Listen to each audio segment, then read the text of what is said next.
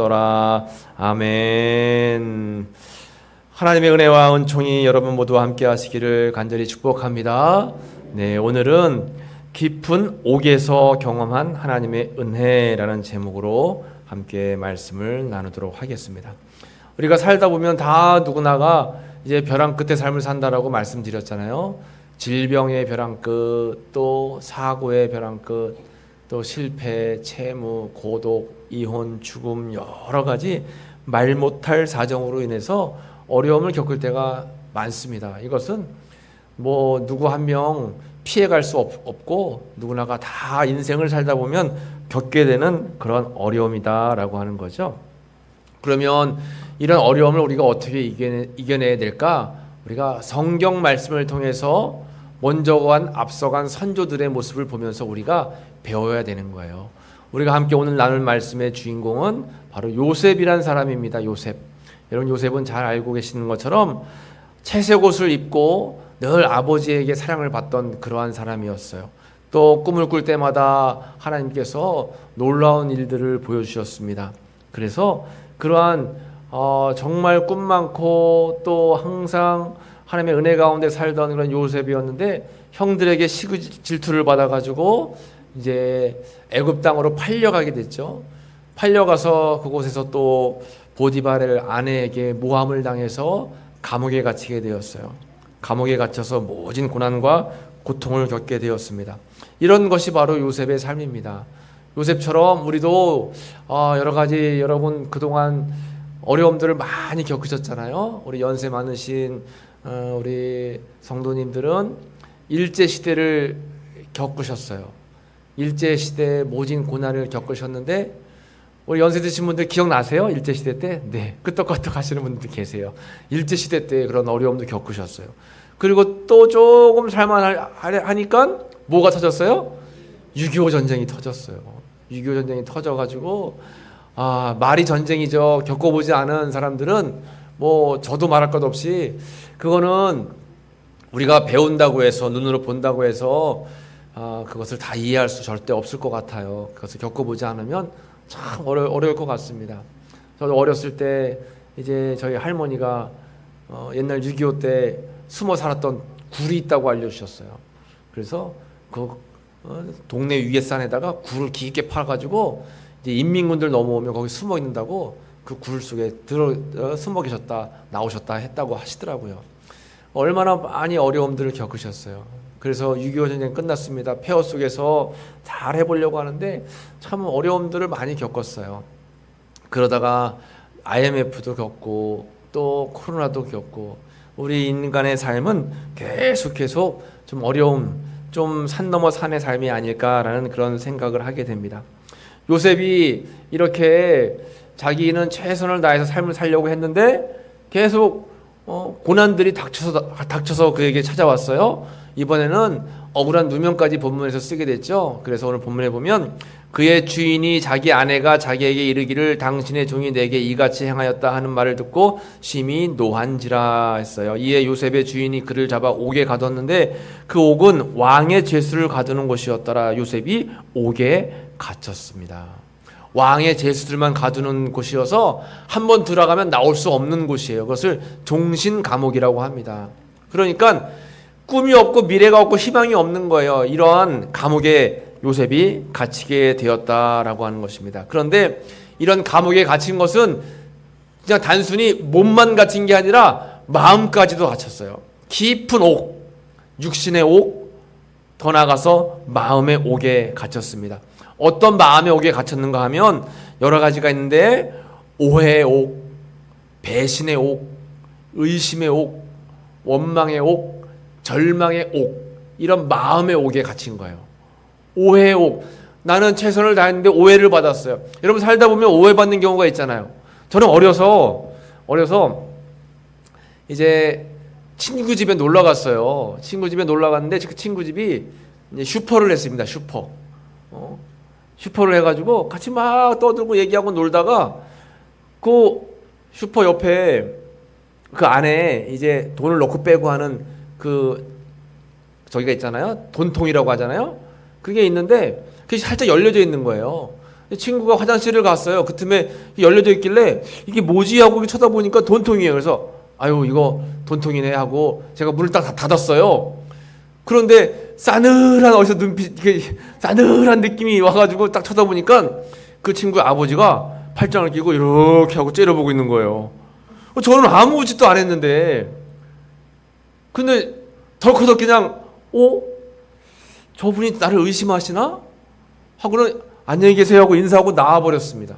그런데 몇 주간을 그분이 나를 볼 때마다 째려보시는 거예요. 그래가지고 마음이 엄청 무거웠어요. 마음이 엄청 무거웠습니다. 그런데 얼마 지나고 나서 그분이 나한테 찾아오셔가지고 다른 말 아무것도 하지 않고 그냥 아이스크림을 주시면서 그동안 미안했다 하면서 아이스크림을 주시더라고요. 그분이 이제 나중에 깨달았나 봐요. 그런 아무런 저기가 없었던 것을.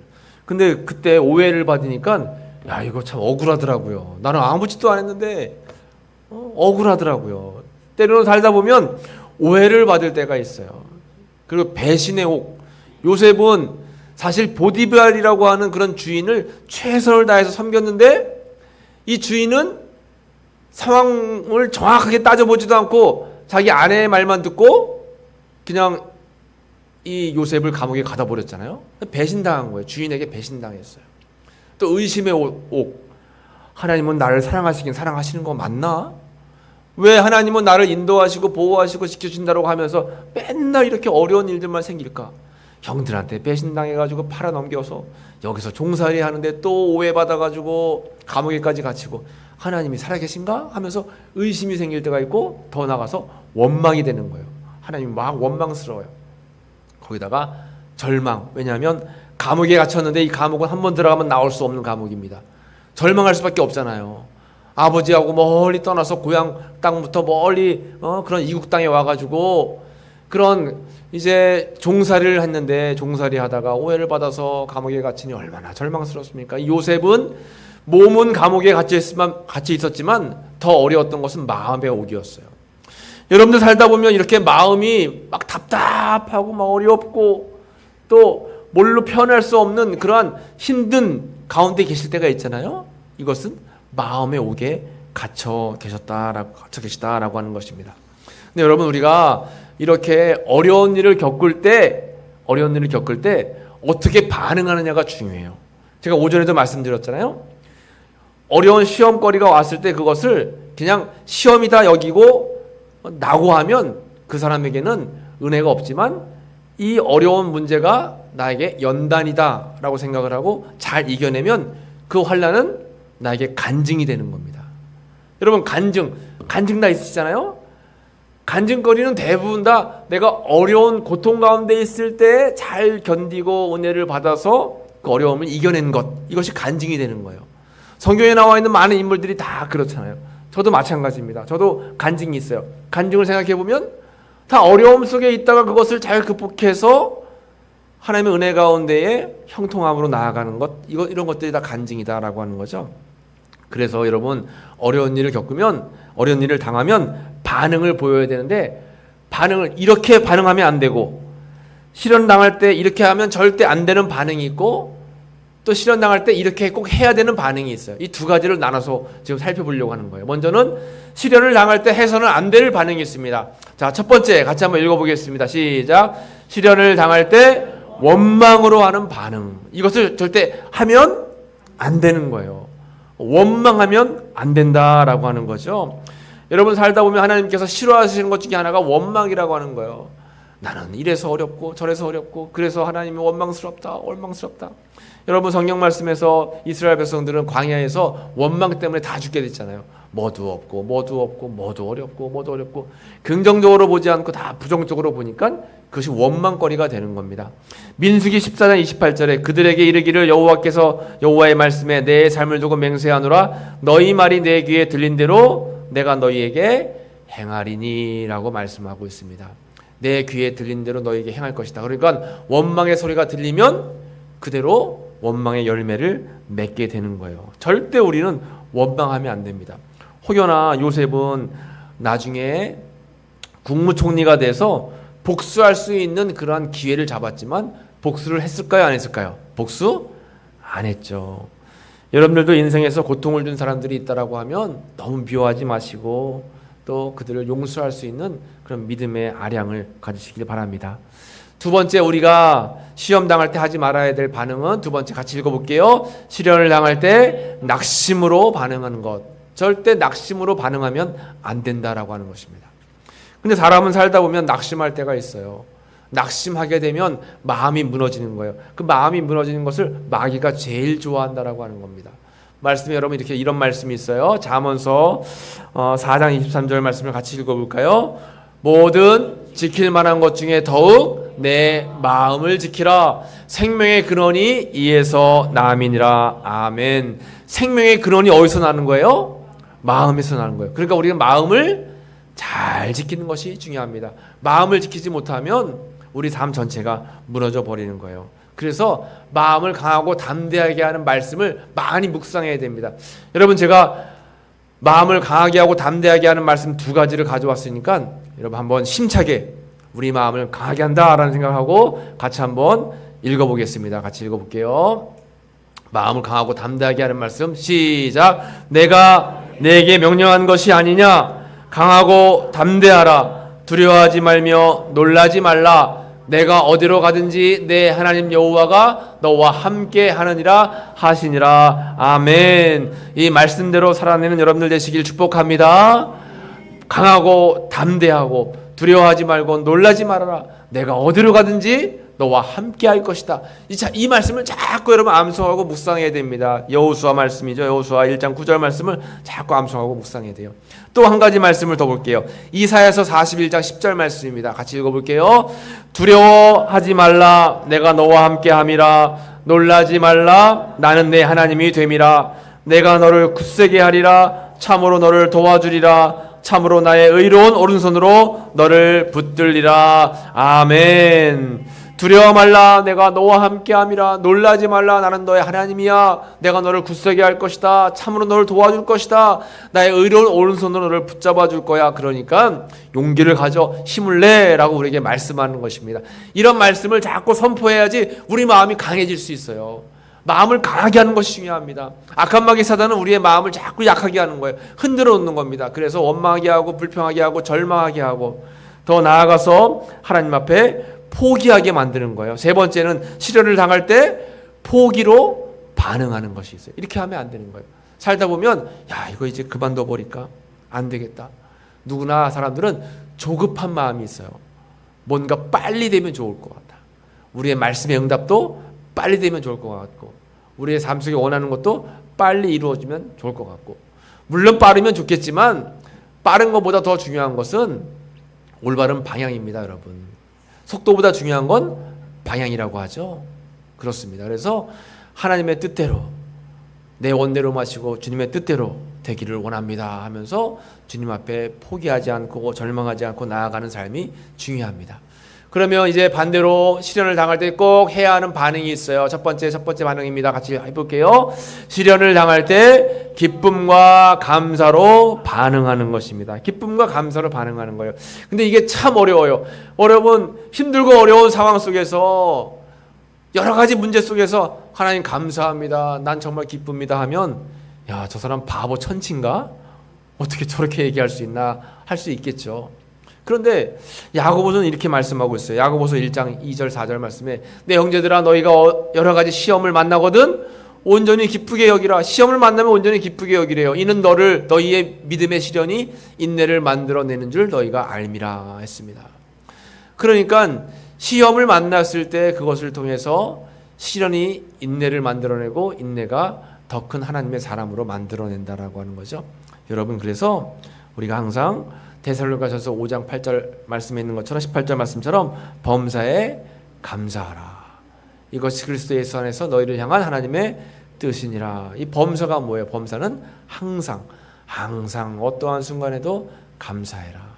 그래서 고난 속에서도 환난 당할 때도 감사할 수 있는 믿음이 정말 큰 믿음입니다.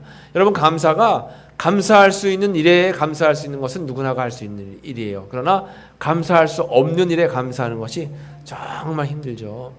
여러분, 고난을 만날 때, 힘든 문제를 만날 때에도 기뻐하면서 감사할 수 있는 믿음의 높은 경지까지 올라가시기를 간절히 축복합니다. 하나님이 다 알고 계시기 때문에 주님께서 선한 방법으로 우리를 인도하시고 이끄신다라고 하는 거예요. 그리고 또 시련을 당할 때 우리가 꼭 해야 하는 반응은 두 번째, 시련을 당할 때 뭘로 반응하는 거예요? 섬김으로 반응하는 것입니다. 요셉은 늘 섬김의 삶을 살았어요. 아들로서 아버지를 섬겨서 말씀에 순종했고, 또 동생으로서 형들을 섬기기 위해서 애를 썼고, 또 노예로 팔려갔지만 종으로서 가정 총무로 보디발 가정을 잘 섬겼고, 심지어는 감옥에 들어가서까지도 감옥에서도 감옥 총무로 섬겼어요. 그러니까 여러분 많이 섬기시기 바랍니다.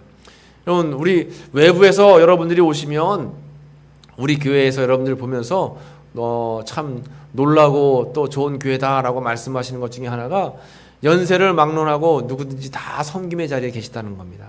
얼마나 감사한 일인지 몰라요. 여러분, 하나님 안에서 은퇴가 있을까요? 없을까요? 하나님 안에서 은퇴가 없겠죠. 하나님 안에서 은퇴가 없습니다. 하나님의 일을 하는 데는 나이 불문이 없어요. 그래서 참 주방에서 또 이렇게 교회 청소함으로 또 교회 주변을 다 정리하시고 이렇게 저렇게 막 헌신하시는 모습들을 보면 하나님이 기뻐하실 줄로 믿습니다. 그래서 우리가 섬김으로 늘 어려워도 반응하는 것이 중요해요. 그리고 세 번째, 시련을 당할 때 미래를 준비하는 것으로 반응하는 겁니다.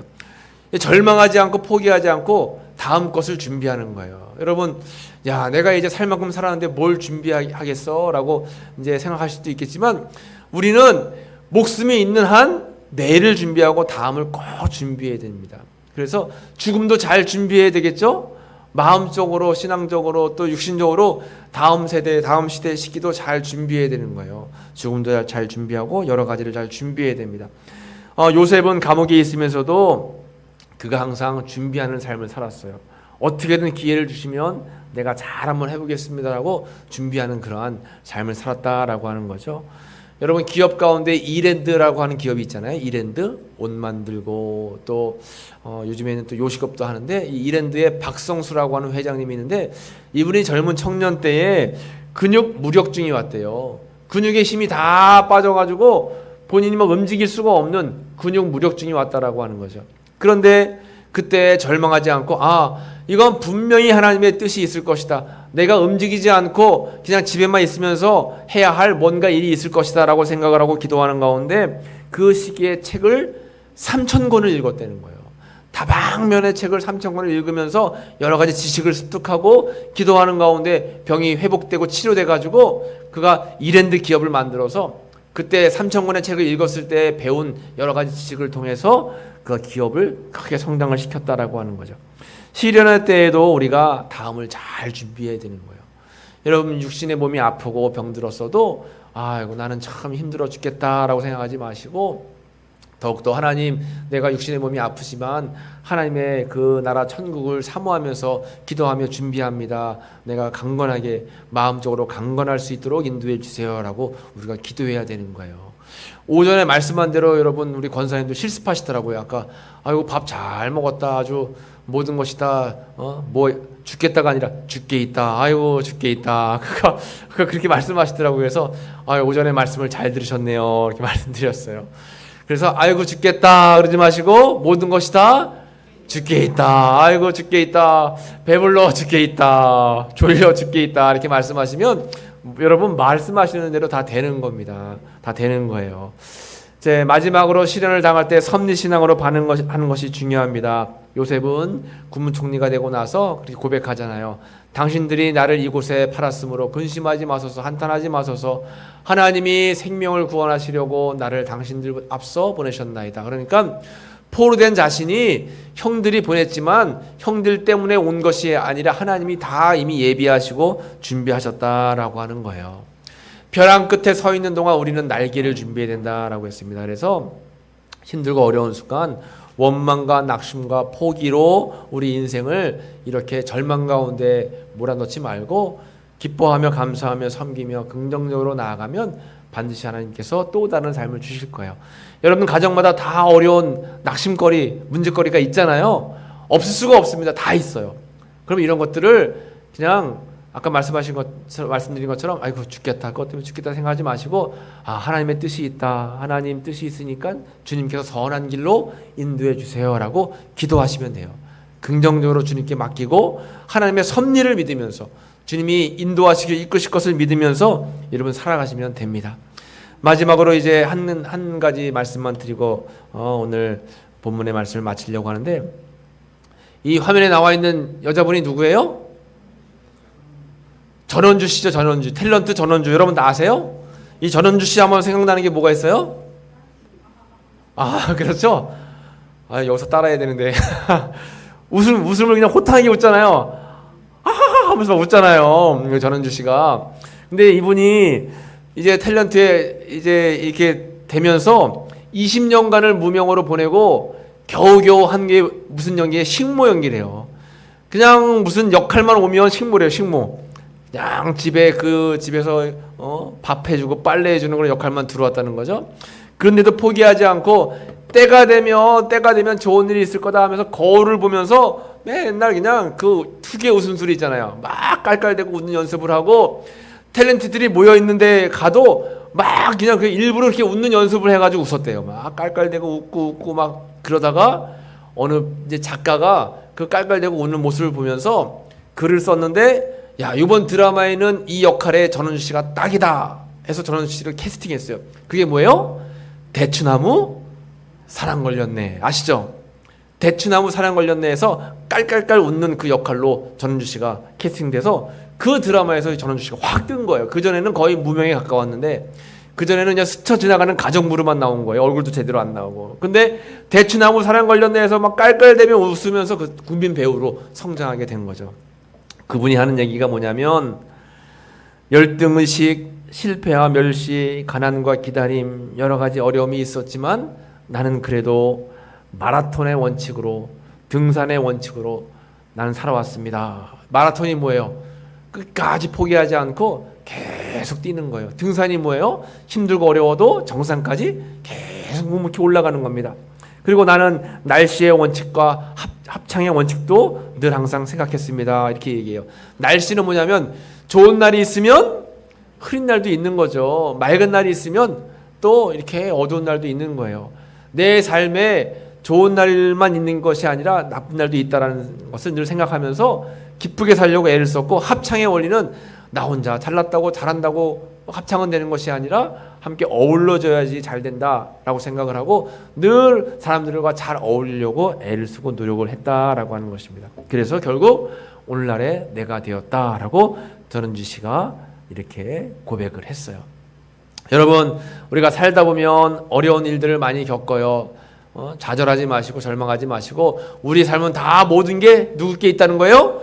다 주께 있습니다. 내 삶은 다 주님 것입니다. 주님께서 인도하십니다. 나는 주님께 다 맡깁니다. 주님께서 내 삶을 이끌어 주옵소서라고 기도하시면 벼랑 끝에 서 있어도 결국 주님께서 끄집어내시고, 벼랑 끝에 서 있는 나의 위기가 나중에는 남들에게 자랑할 수 있는 간증거리가 반드시 될 줄로 믿습니다. 그런 믿음과 은혜 가지고 살아가시는 여러분들 되시기를 간절히 축복합니다. 기도하겠습니다. 하나님 감사합니다. 오늘도 함께 오후에 예배에 함께 모여서 깊은 옥에서 경험한 하나님의 은혜에 대해서 말씀을 나누었습니다. 깊은 옥은 날개를 준비하는 곳이다 라고 말씀하셨습니다. 우리가 삶을 살아가면서 힘들고 어려운 문제에 직면해서 좌절하고 낭망할 때도 있지만 다시 한번 주님 말씀 안에서 새 힘과 용기를 내게 도와주시고 긍정적으로 감사하며 주님 앞에 모든 것을 내어 맡기며 하나님 앞에 나아가는 믿음의 삶이 될 수 있도록 인도하시고 은혜를 베풀어